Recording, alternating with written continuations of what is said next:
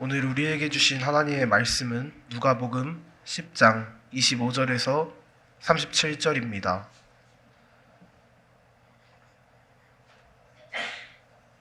제가 봉독하겠습니다.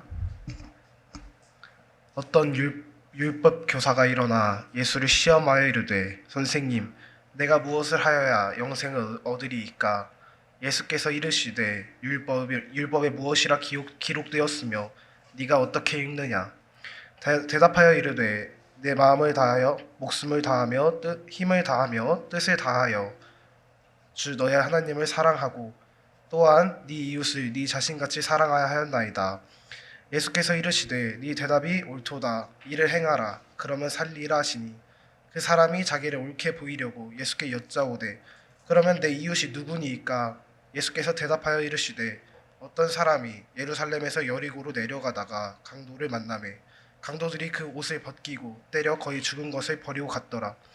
마침 한 제사장이 그 길로 내려가다가 그를 보고 피하여 지나가고, 또 이와 같이 한 레위인도 그곳에 이르러 그를 보고 피하여 지나가되, 어떤 사마리아 사람은 여행하는 중 거기에 이르러 그를 보고 불쌍히 여겨 가까이 가서 기름과 포도주를 그 상처에 붓고 싸매고 자기 짐승에 태워 주막으로 데리고 가서 돌보아 주니라.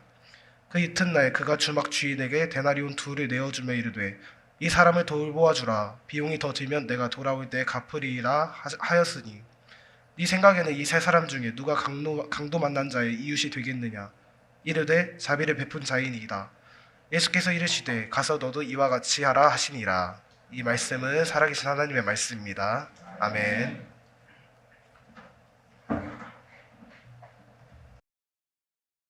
한 주간 잘 지내셨나요? 어제 또 잘 보셨던 분들도 많고 그런데 우리 오랜만에 예배드릴 때 아이들이 있으니까 괜히 그냥 행복해지는 것 같습니다. 아이들 보기만 해도 그냥 행복한 것 같아요. 아이들이 자라면서 좋은 사람들을 만나고 또 그들 또한 다른 사람들에게 좋은 사람이 될 수 있기를 축복합니다. 사람들이 우리 살다 보면은요, 여러 사람들을 만납니다. 여러 사람들을 만나는데요, 우리가 만나는 사람들, 주변의 사람들 보면, 특히 가까이 지내는 친구들 보면 네 종류의 친구가 있다고 하죠. 꽃과 같은 친구가 있다고 합니다. 그럼 꽃 보면은 굉장히 예쁘잖아요. 기분이 좋아지잖아요. 꽃은요, 아름답고 좋은 향기가 납니다. 그런데요, 영원히 피어있는 꽃이 없다는 거죠. 잠깐 내게 기쁨을 주고 내게 행복을 주는 것 같은데요, 어느 순간 나를 떠나버리는 친구들이 있습니다. 이런 친구들은요, 꽃이 피어있을 동안에 내게 굉장한 찬사를 주는 거죠. 아끼지 않습니다. 그런데요, 돌아보면은 꽃은 우리가 어떤 때 사용합니까? 평소에도 쓰는 사람도 있지만 어떤 기념일 같은 때, 그럴 때만 있잖아요. 어떤 특별한 일이 있을 때만 나에게 다가오는 친구라는 거죠. 꽃과 같은 친구가 있다면 저울과 같은 친구가 있습니다. 많은 친구들 사이에서요, 저울질을 하는 거죠. 이 친구와 함께 있을 때, 아니면 저 친구와 함께 있을 때, 누구와 함께 있을 때 나에게 이로움이 있겠는가?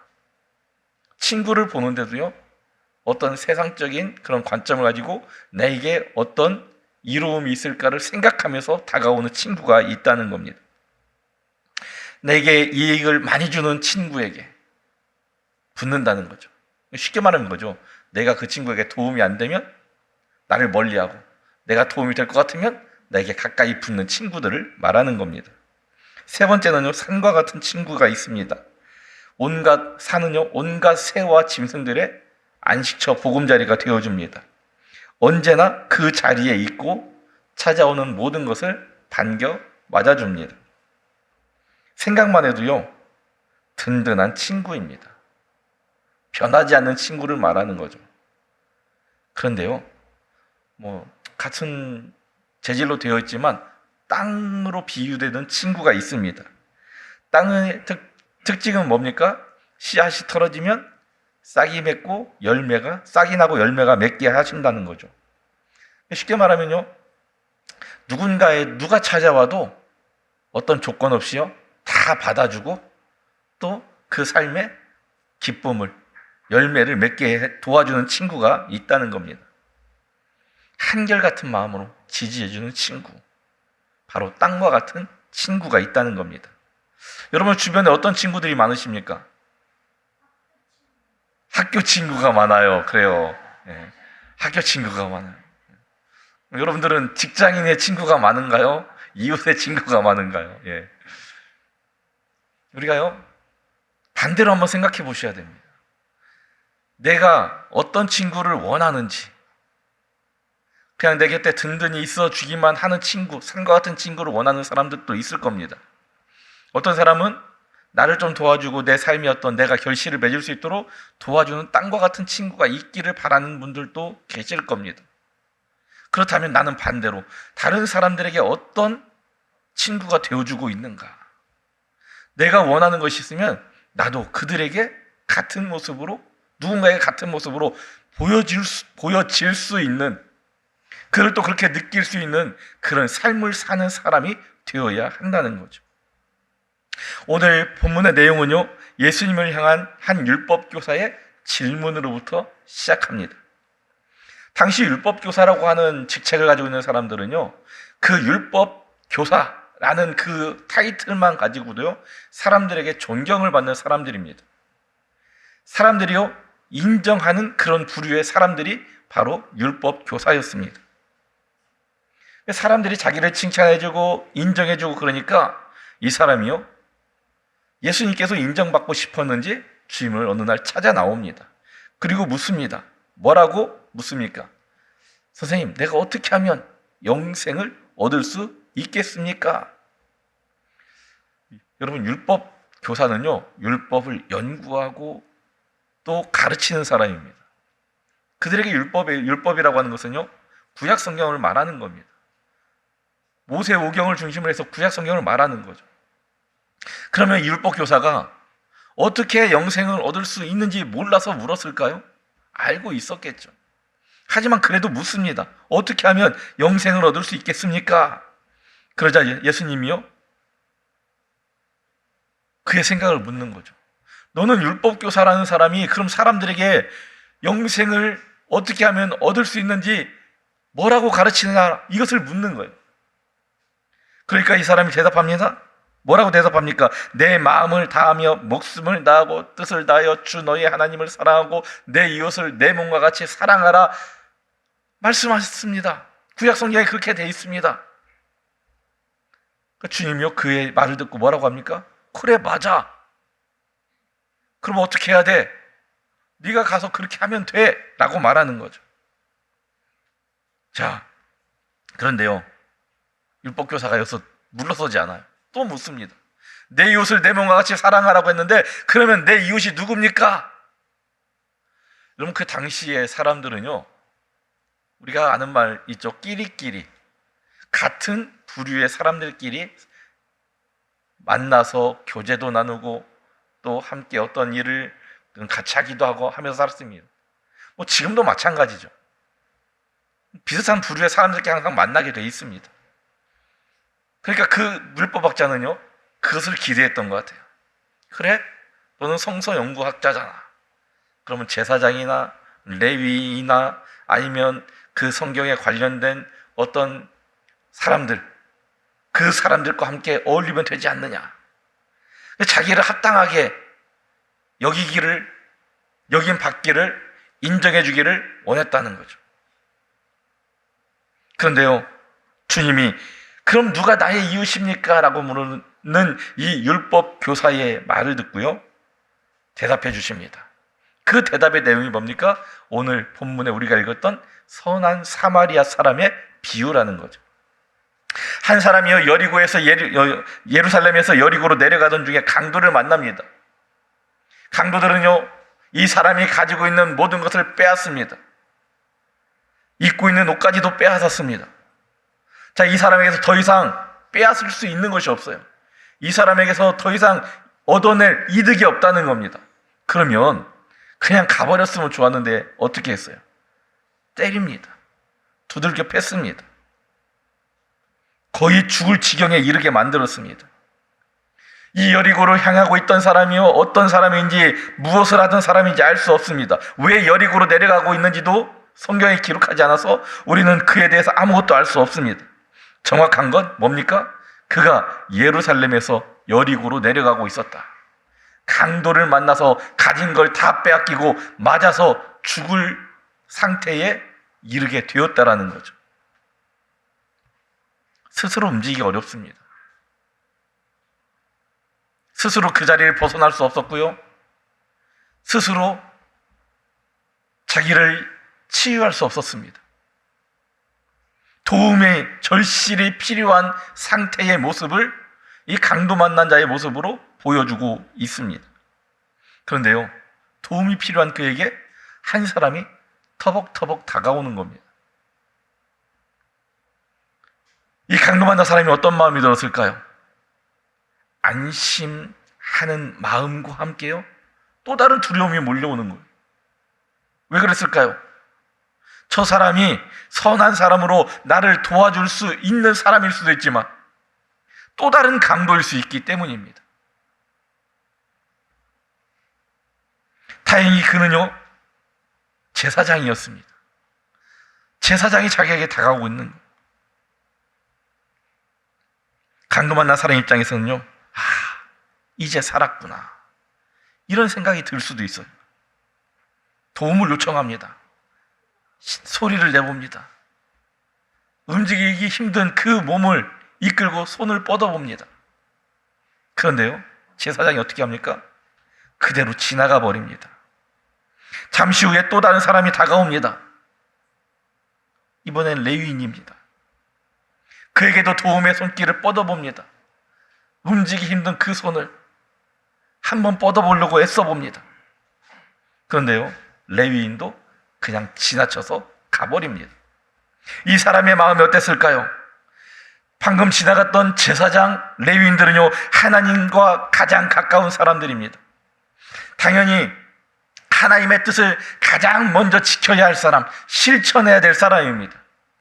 그 누군가를 만났을 때요, 그 사람이 마음에 들지 않아도 그들을 보고 있는 수많은 사람들이 있기 때문에 어떤 면에 있어서는요, 억지로라도 선을 행하는 모습을 보여줘야 되는, 우리가요, 신앙생활하면서 다른 사람들에게 무엇인가를 보이기 위해서 어떤 행동을 하는 것 별로 옳은 방법은 아닙니다. 하지만 이 제사장 레위인들은요, 억지로라도 보여주기 위해서라도 선을 행해야 될 그런 사람들이었습니다. 그럼에도 불구하고 이들은요, 그것마저도 하지 않았던 거죠. 그냥 지나쳐 지나갔습니다.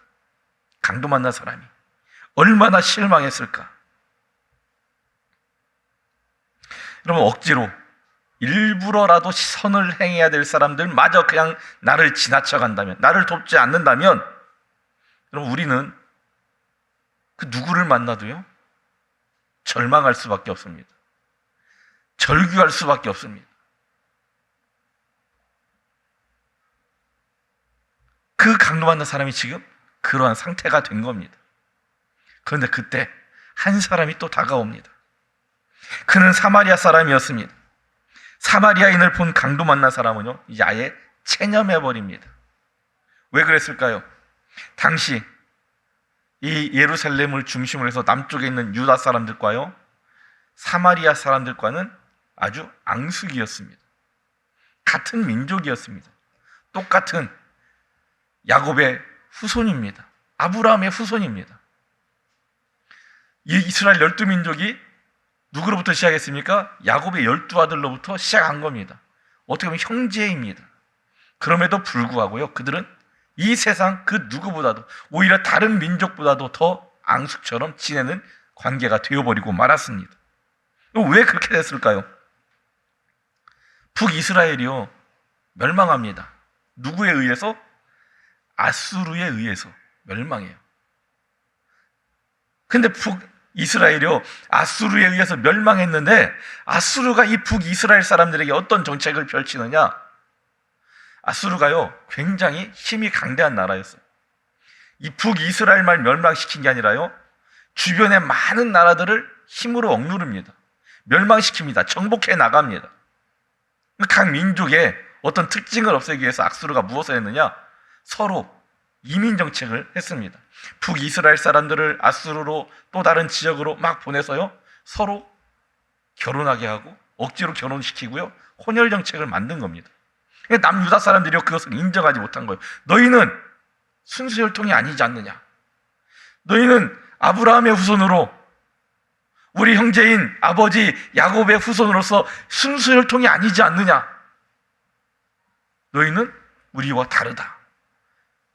이것이요, 처음에는 그냥 관계만 조금 멀리하는 정도였지만 시간이 흐르면서요, 이것이 계속 이어지고 미워하고 그렇게 함으로써요, 서로 감정의 골이 깊어집니다.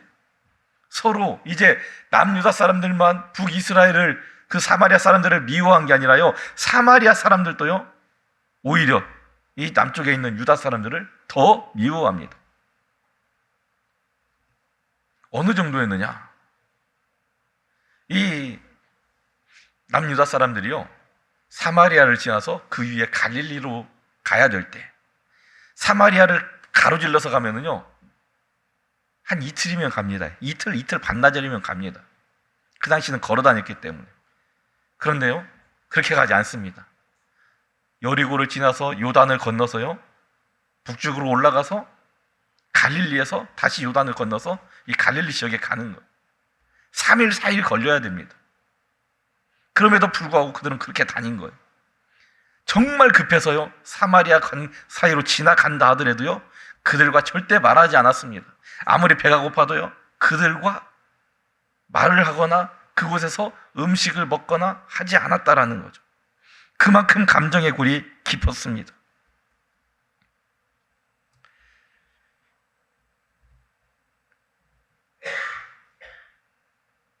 이것을 알고 있던 이 강도 만난 자가 도대체 사마리아 사람들에게, 그 사마리아 사람에게요, 도와달라고 요청을 할 수 없었던 겁니다. 기대할 수 없었던 겁니다. 저 사람은 당연히 나를 못 본 채 지나가겠지. 그런데 이게 웬일입니까? 사마리아인요, 그를 불쌍히 여기고 가까이 다가옵니다. 상처를 치료해 줍니다. 포도주를 붓고 치료하고 상처를 싸매고 자기 나귀에 태워서요, 여관으로 데리고 갑니다. 밤새도록 돌보아줍니다. 아침에 일어나서 여관 주인에게 그 사람을 치료해달라고 부탁합니다. 만약에 돈이 더 들면 내가 돌아올 때 갚아주겠다 라는 약속까지 합니다. 이 이야기를 하시면서요, 예수님 율법학자에게 묻는 거죠. 이 이야기를 듣고 보니 네가 질문했던 너의 이웃은 누구라고 생각하느냐? 율법학자는 뭐라고 대답합니까? 이 율법학자가요, 사마리아 사람이라고 대답하지 못합니다. 감정이 안 좋기 때문에, 서로 미워하기 때문에 자비를 베푼 사람이다라고만 대답하는 거죠. 이때 이 기회를 놓치지 않고 예수님이 율법학자에게 말씀하십니다. 가서 너도 이와 같이 하라. 주님의 이 말씀은요, 예수님께 물었던 어떻게 하면 영생을 얻습니까? 어떻게 하면 누가 나의 이웃입니까? 라고 물었던 율법학자에게 대답한 것이 아니라 지금 우리에게 하시는 말씀입니다. 예수님께서요, 너도 이와 같이 하라, 가서 너도 이와 같이 하라 말씀하셨는데, 그럼 우리는 무엇을 우리 이웃에게 행해야 할까? 첫 번째는요, 주님은 우리가 다른 사람과 화목하고 도와주기를 원하고 계십니다. 우리에게 사람들과 화목해라, 도우라, 이것을 말씀하시는 거죠. 오늘 본문 33절, 34절 같이 한번 읽어볼까요? 어떤 사마리아 사람은 여행하는 중 거기에 이르러 그를 보고 불쌍히 여겨 가까이 가서 기름과 포도주를 그 상처에 붓고 싸매고 자기 짐승에 태워 주막으로 데리고 가서 돌보아 주니라. 여러분, 여리고로 내려가던 사람이 누구를 만났습니까? 굉장히 제가 어려운 걸 물어봤나요? 누구를 만났어요? 자, 우리 학생들, 여리고 가던 사람이 누구를 만났다고 했어요? 그래, 강도를 만났어요. 강도. 강도는 여리고를 향해서 가고 있던 사람에게 해를 끼쳤습니다. 막대한 손해를 입혔어요. 그가 가지고 있는 모든 것을요, 그의 옷까지 물리적인 힘으로 빼앗았습니다. 폭행을 가했습니다. 여러분, 그 강도가요, 이 사람에게만 그렇게 했을까요? 아니겠죠. 지금까지 얼마나 많은 사람에게 그렇게 했는지 알 수 없습니다. 강도는요, 그곳을 지나가는 사람들에게 해를 주는 사람이었어요. 이 시대에도 다른 사람들에게 해를 주면서 살고 있는 사람들이 얼마나 많습니까? 누군가 실수하면 꼬투리를 잡아서 물고 늘어지는 사람들이 있습니다. 아무 이유 없이 다른 사람들에게 해를 끼치는 사람들이 있어요. 불과 올 봄마에도 그러잖아요. 얼마 전에 광주에서 어떤 청년이 지나가는 여고생을 칼로 찔렀던 사건들이 있었잖아요. 여러분, 지금 요즘에 젊은 사람들이요, 면허증을 잘 안 따려고 한다고 해요. 왜 안 따려고 하느냐? 따봐야 자기 스스로 차를 살 수 있기도 힘들고, 그리고 따놓고 만약에 차를 못 사면 운전을 잘 못하게 되니까, 장롱 면허가 되니까 정말 내가 운전을 해야 될 때 따야 되겠다라고 생각하는 사람들이 많아진다고 해요. 자, 근데요, 이 젊은 사람들이요, 스스로 안 따려고 하는 사람들 말고 땄는데도요, 운전하기가 정말 어려워진다고요. 왜 그러느냐? 도로는 좁은데 차가 많아서. 이게 아니라는 거죠.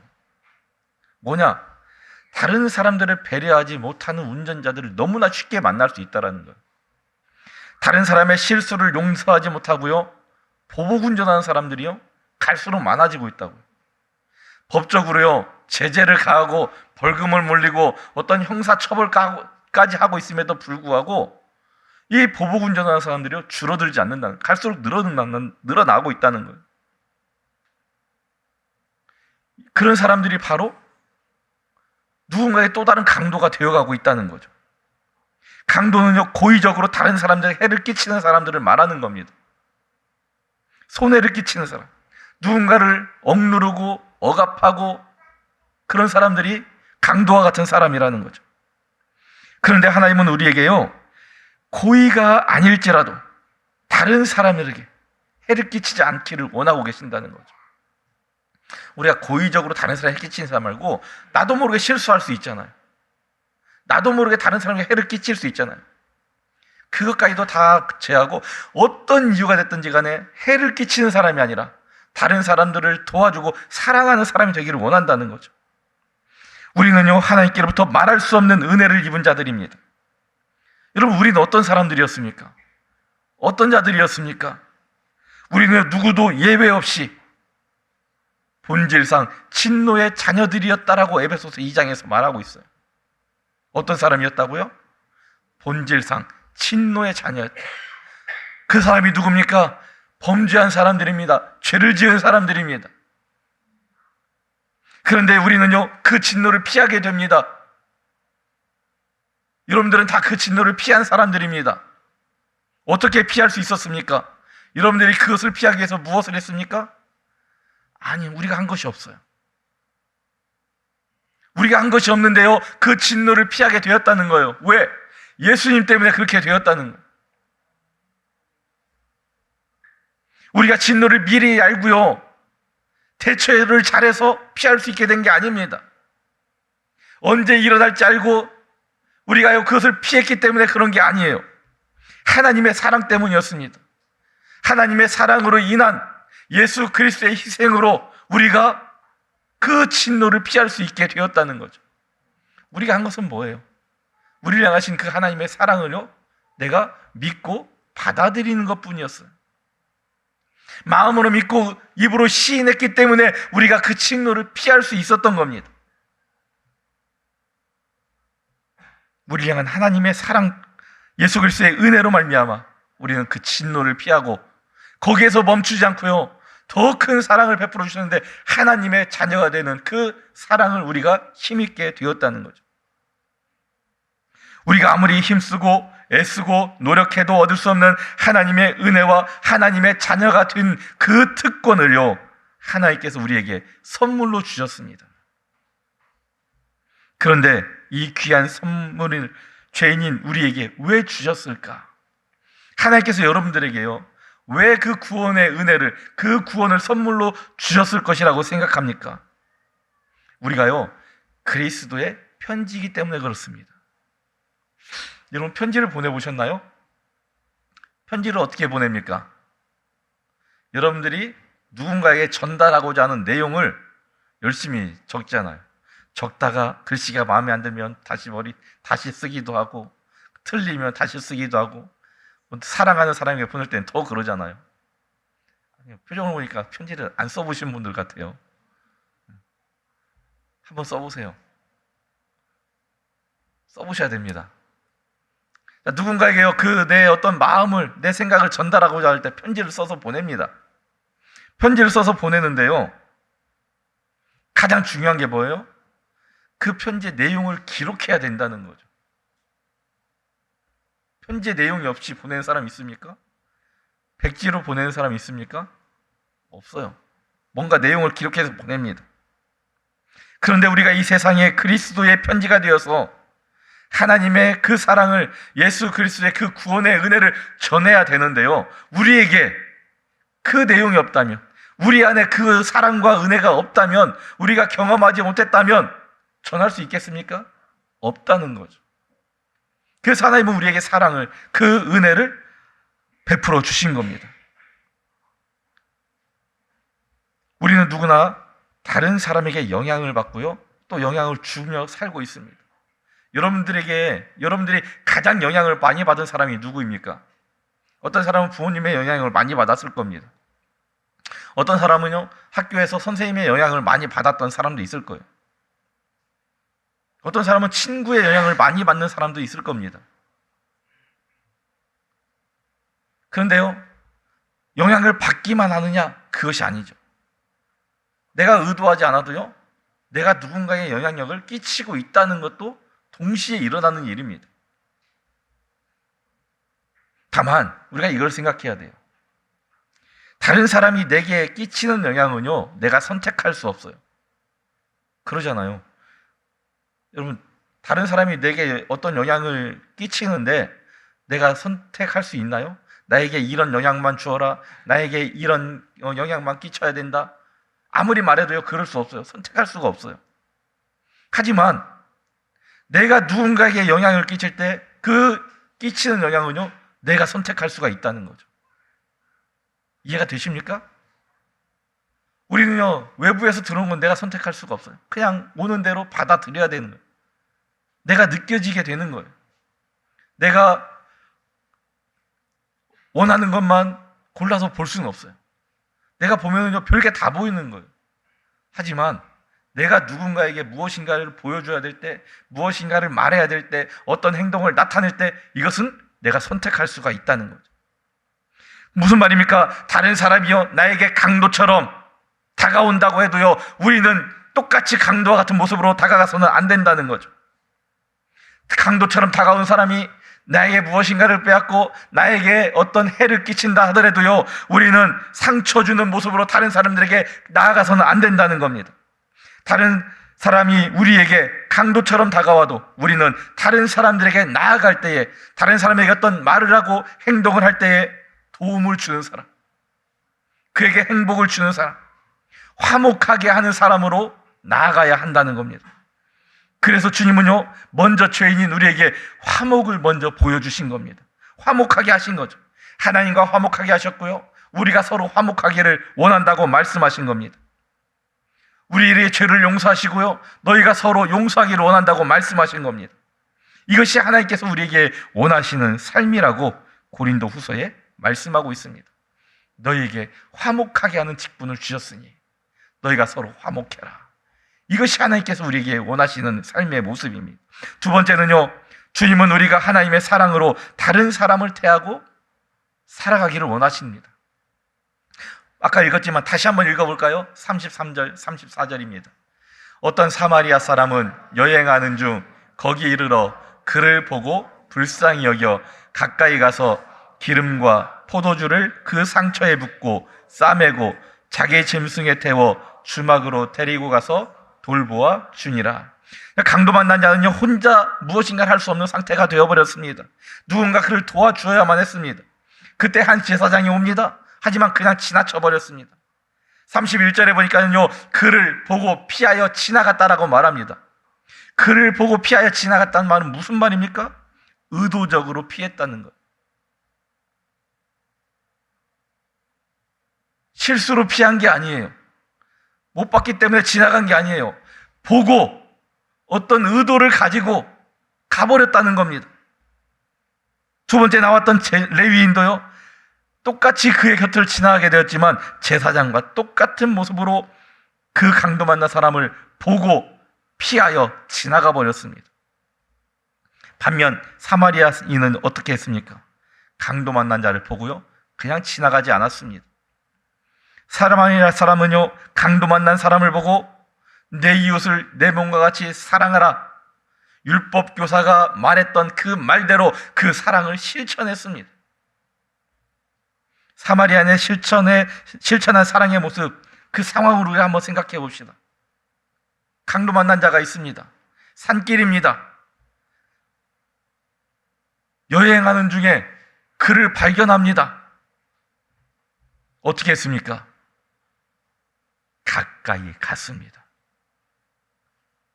여러분, 지금 강도 만났던 사람이요, 강도를 어디서 만났습니까? 예루살렘에서 만났는데 그 강도들이 여기까지 와서 버렸습니까? 여리고에서 만났는데 이 산까지 와서 버렸습니까? 아니에요. 그가 쓰러져 있던 그곳이요, 강도 만났던 자리입니다. 그를 도와주다가요, 그 주변에 아직 강도가 남아있다면 이 사마리아 사람도 강도를 만날 수가 있어요. 그를 돕다가요, 그곳에 아직 멀리 떠나지 않았던 강도가 그를 보고 저거 짐을 가지고 있는, 무엇인가를 가지고 있는 사람이 또 나타났네, 우리 가서 저 사람에게 또 빼앗자 라고 할 수도 있어요. 그런 상황이 나타날 수도 있다는 거죠. 그런데요, 그 강도 만난 자에게 가까이 갑니다. 뭐라고 말씀하고 있습니까? 기름과 포도주를 그 상처에 붓고 싸매어 주었다. 그것뿐만 아니지 않습니까? 자기 나귀에 태워서요, 여관으로 데리고 갑니다. 돌보아 주었습니다. 아침에 일어나서요, 여관 주인에게 부탁합니다. 무슨 말입니까? 여관 주인에게 부탁함으로써요, 다른 사람에게도 선을 행할 수 있는 기회를 주었다는 거죠. 함께 합력해서 선을 이루어가는 그 모습을 보였다는 거예요. 물론 여관 주인은요, 그에 상응하는 대가를 받기는 했습니다. 하지만 다른 사람으로 하여금 어떤 사람을 살리고 선을 행하는 일에 동참하게 만드는 것은요, 매우 바람직한 일이라고 볼 수 있습니다. 사마리아 스님은요, 강도를 만나 어려움에 처한 사람을 보고 관심을 가지고 행동으로 실천하는, 도움을 주는 그런 행동하는 사람이었습니다. 믿음을 말로만 하는 것이 아니라 그 믿음을 삶으로 보여주는, 실천하는 사람이었다는 겁니다. 이것이 하나님께서 우리에게 원하시는 삶의 모습입니다. 우리가 이것으로 인해서요, 화목하게 될 수 있는 겁니다. 내가 사랑을 행하고 내가 누군가를 섬겨 나갈 때에 서로 화목하게 될 수 있습니다. 깨어진 관계도요, 회복할 수가 있게 되는 겁니다. 썬다신이라는 사람이 있었습니다. 복음을 전하기 위해서요, 히말라야 산을 넘어야 될 상황이 되었습니다. 여러분, 세상에서 가장 높은 산이 어디입니까? 바로 그 히말라야죠. 히말라야를요, 넘어서 가야 되는 거예요. 히말라야가 산 하나만 딱 있는 게 아니라요, 굉장히 깁니다. 몇천 킬로미터 돼요. 산 이쪽 끝에서 저쪽 끝에까지. 돌아갈 수가 없어요. 어쩔 수 없이 넘어야 되는데요, 그 겨울에, 그냥 여름에도 히말라야 산 꼭대기는 항상 눈이 있어요. 근데 그 겨울에 그 산을 넘어가야 될 상황이 된 겁니다. 다행히도요, 그 산을 넘는데 누군가와 동행하게 되었습니다. 두 사람이 히말라야 산을 올라갑니다. 한참 오르고 있는데요, 눈에 쓰러져 있는 한 사람을 발견합니다. 아직 죽지 않았습니다. 썬다싱이 그 사람을 흔들어 깨우고 안 일어나자 업으면서 말합니다. 우리가 이 사람을 데리고 갑시다. 그랬더니요, 동행하던 사람이 그렇게 얘기하는 겁니다. 우리도 지금 많이 지체됐습니다. 이 사람을 걷지도 못하는데 데리고 가다가는 우리도 같이 얼어 죽을 수 있습니다. 나는 먼저 가겠습니다 하고 가버린 겁니다. 썬다싱이요, 그 사람을 힘들지만 들쳐맵니다. 여러분, 눈길을 누군가를 얻고 가면은요, 쉬울까요? 혼자 가도 어렵잖아요. 미끄럽습니다. 무게가 배로 늘어나기 때문에 발이 더 쑥쑥 빠집니다. 하지만 썬다싱은요, 이 사람을 얻고 갔습니다. 가다 보니까는요, 힘듭니다. 그러니까 어떤 일이 일어났을까요? 몸에 열이 나기 시작하는 거죠. 이 썬다싱의 몸에서 난 열이요, 얻고 있던 사람의 몸을 녹이기 시작합니다. 한참 가다 보니까 이 얼어있던 사람이요, 녹기 시작하고 다시 정신을 차리고 같이 걷게 되었다는 거예요. 이제 두 사람이요, 다시 길을 걷습니다. 걷다 보니까 쓰러진 사람이 또 있는 거예요. 가서 확인해 보니까요, 불과 몇 시간 전에 나는 이 사람을 같이 데려갈 수 없다, 같이 가다 우리가 죽게 된다 라고 얘기했던 그 사람이 얼어서 죽어 있는 겁니다. 여리고는요, 여호수아가 백성들을 이끌고 가나안을 정복할 때 가장 먼저 차지했던 성입니다. 가장 먼저 싸웠던 곳입니다. 가장 먼저 전쟁을 치른 곳이죠. 그리고 지금은 폐허가 된 도시입니다. 아무것도 남아있지 않은 도시. 여호수아가요, 그 성을 정복하고 나서 했던 말이 뭡니까? 다시는 누구도 이 성을 다시 세우지 말지라. 이 성을 세우는 자는 저주를 받으리라. 성의 기초를 놓을 때 그 맏아들이 죽고 마지막에 성문을 달 때 그 막내 아들이 죽으리라. 실제적으로 그런 일이 일어납니다. 그래서요, 여리고가 그 어떤 고고학자들을 보면은요, 여리고라고 이름한 도시가요, 몇 번 세워졌었다고 해요. 지금 있는 여리고는 원래 최초의 여리고가 아닙니다. 성지순례 가서 본 여리고는. 그 여리고가요, 바로 있어요. 성터가 원래 성터가 남아 있는데요, 굉장히 성터가 큽니다. 이게 성이 크다는 게 아니고 그 성벽을 쌓을 수 있는 그 밑에 기본 터가 크다는 거예요. 자, 어쨌든 무너져 있어요. 사람들이 더 이상 일반 도시처럼 깨끗한 환경에 살지 않아요. 그럼에도 불구하고 살고 있는 사람들이 있습니다. 누가? 어려운 사람들이. 일반 도시에서는 집을 구할 수 없는 사람들이 그나마 그 무너진 집이라도 보수해서 살고 있었습니다. 또 하나 기록이 있습니다. 어떤 사람들이 그곳에서 있었느냐? 예루살렘에 있던 성직자들, 이게 제사장이나 레위인들이요, 집이 머니까 잠깐만 쉴 수 있는 시간이 있으면 이 여리고에 내려와서 쉬었다가 다시 그 제사장 직무를, 레위인의 직무를 감당했다라는 기록이 남아 있습니다. 자, 그렇다면 이 여리고를 향하여 가다가 강도 만난 사람은요, 제사장이나 레위인일 수도 있었다는 겁니다. 강도 만난 자가요, 나와 같은 민족일 수 있었다는 거예요. 나와 같은 직장 동료일 수도 있었고요, 나와 같은 내 가족일 수도 있었고요, 나와 같은 교회를 다니고 있는 우리 교인일 수도 있었다라는 말입니다. 그런데 그 당시에 하나님의 선민이라고 말하는 사람들, 그들은 내 이웃을 내 자신과 같이 사랑하라는 말씀을 지키지 않고 있었다라는 게 이 강도 만난 자의 이야기를 통해서 나타나고 있었던 겁니다. 그래서 주님은 그들을요, 이 이야기를 통해서 책망하고 계셨던 겁니다. 그럼 지금 예수님을 믿는 우리는 어떻게 살고 있습니까? 우리의 이웃은 멀리 있지 않습니다. 여러분, 이웃이 누구라고 생각합니까? 이 이야기처럼 강도 만난 자를 도와주었던 사마리아인이 우리의 이웃입니까? 아니죠. 우리의 이웃은요, 지금 나와 함께 있는 사람이 이웃입니다. 지금 여러분 옆에 있는 사람이 이웃이라는 거예요. 지금 내 눈에 나와 마주하고 있는 그 사람이요, 바로 이웃인 겁니다.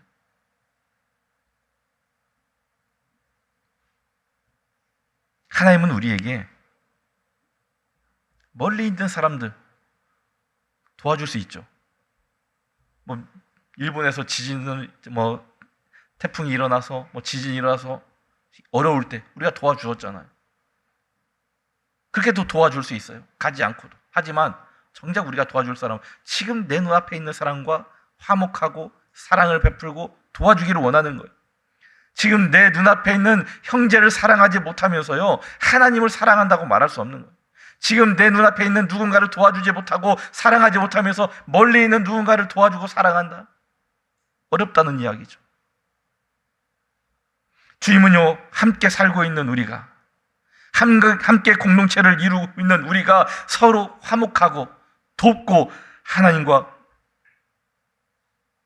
함께 살아갈 수 있게 되기를, 하나님의 뜻을 함께 이루어가기를 원하고 계십니다. 어려운 일이 있으면요, 서로 기도하고 도와주는, 같이 세워져가는, 같이 하나님께 한 걸음 한 걸음 나아가는 그런 우리의 모습, 부족하지만 서로 격려하면서 아름다운 가정, 아름다운 직장, 아름다운 교회 공동체를 만들어가는 우리의 모습을 원하고 계십니다. 하나님은요, 여러분들의 가정으로, 여러분들의 직장으로, 여러분들의 지금 있는 우리 교회로 보내주셨습니다.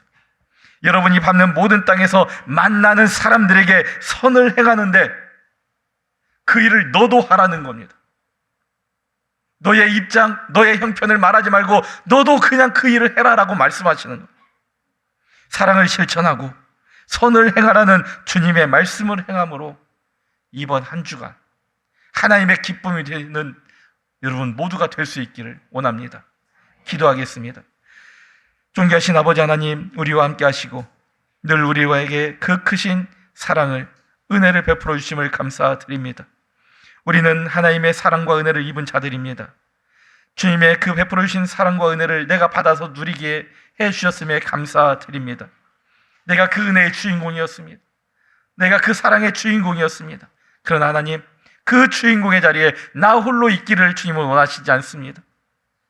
주님께서 우리에게 주셨던 그 사랑을, 누군가를 통해서 내게 임했던 그 사랑을 이제 우리가 다른 사람들에게 실천하기를 원하고 계십니다. 오늘 사마리아 사람을 통해서 말씀하여 주셨습니다. 내가 가지고 있는 것을 희생하는 그 사마리아 사람을 보면서, 내가 가지고 있는 시간을 투자하는 그 사마리아 사람을 보면서, 밤새도록 쉬지 않고 그를 보살폈던 그 사마리아 사람을 보면서 우리에게도 너도 이와 같이 하라 말씀하시는 주님의 음성을 듣습니다. 사랑을 받기에 당연하게 여겼던 우리의 생각이 이제 내가 사랑을 실천해야 한다라는 그 생각으로 바뀌게 하여 주시옵소서. 받기에 익숙했던 우리의 삶의 모습이 이제는 다른 사람에게 베푸는 그런 모습이 몸에 배이고 당연한 것처럼 실천되어지는 그런 우리의 삶이 되게 하여 주시옵소서. 예수님의 이름으로 기도드립니다. 아멘.